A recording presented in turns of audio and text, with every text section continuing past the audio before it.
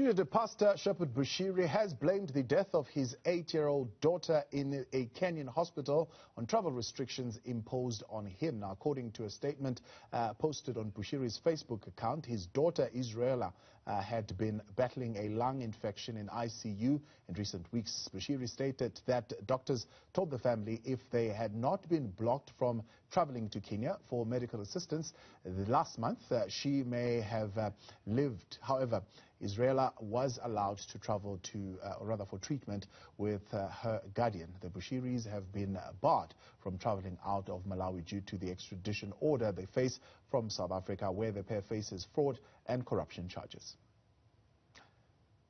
Now, a historical commission set up by President Emmanuel Macron has found that France bears overwhelming responsibility over the 1994 genocide in Rwanda and was blind to preparations for the massacre. Joining me now to talk about this is journalist in Rwanda, Ivan R. Mugisha. Ivan, good evening and thank you very much for your time.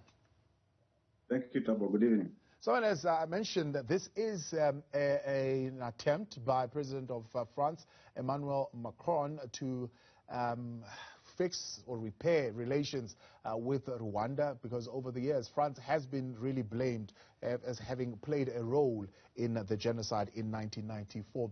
Does this inquiry go far enough to do exactly that? I mean, 15 historians were allowed to gain access to the archives in France, something that has never been done before.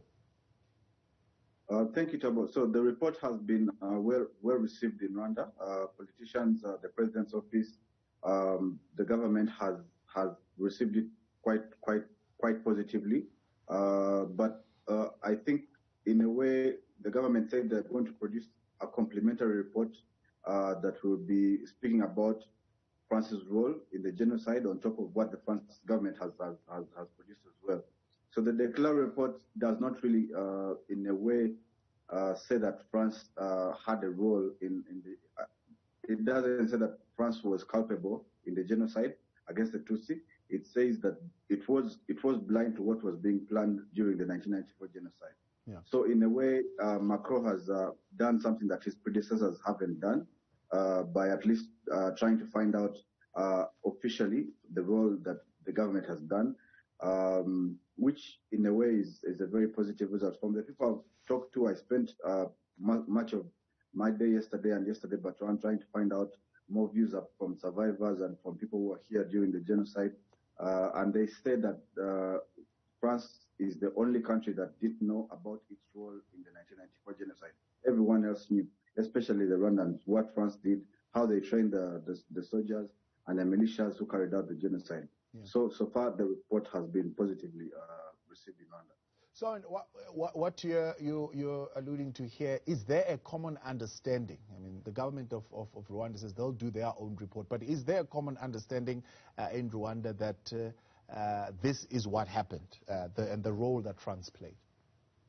Yes, there's been a common understanding of how France helped the genocidal government, the government that helped to plan the genocide. There's been a very common understanding of what they did, and it's not that the report now suddenly proves or brings to light what they've done. So in Rwanda, it's been basically known. But what the report does now is that it amplifies or gives more light to what the government of France at the time and some of its soldiers did to help or not to prevent the genocide from happening. So the report basically says the French government aligned itself to the Rwanda Hutu-led government at the time and were blindsided to the acts that were going to be committed. What would have been the reason why France would have wanted to align with that government at that time, or that regime? Oh, like as you may know, France has so much influence in sub-Saharan Africa. West Africa, Central Africa, and I think at the time it was in a way one of the colonial powers that was still within Central Africa and in Rwanda at the time, and definitely it was a very strong and and don't ally in terms of military power, military and weapons to the government of the former regime. That was the Juvenal Habyarimana regime. So it's not that they are saying that that it was blindsided. Of course, they're saying that, but I think when the Rwandan government produces its own report, we could probably see elements of some of the politicians from France knowing exactly what was going on and not having the gut to prevent it or to say anything against what was going on, because they were really supportive of the government at the time, and they armed it against the RPF soldiers who were coming from Uganda to fight against the people who were trying to push out the Tutsis and to kill the Tutsis. So I think they might say they're blindsided, but until we see the report that will be produced by the Rwandan government in the next few weeks, as they say, and that's when we shall know what the government here really thinks about France, besides the new report from That's a very interesting point that you're raising, the question of arms, because this report says no French weapons were delivered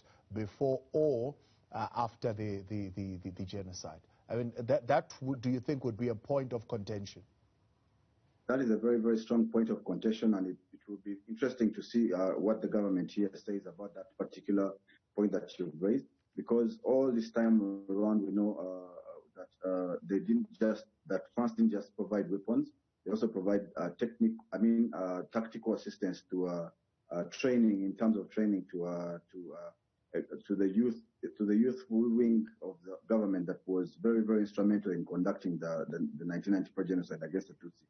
And at the time, France was definitely one of the biggest allies to Rwanda, and was definitely providing arms to the army, which was also very instrumental in conducting the genocide. So I'm not so sure.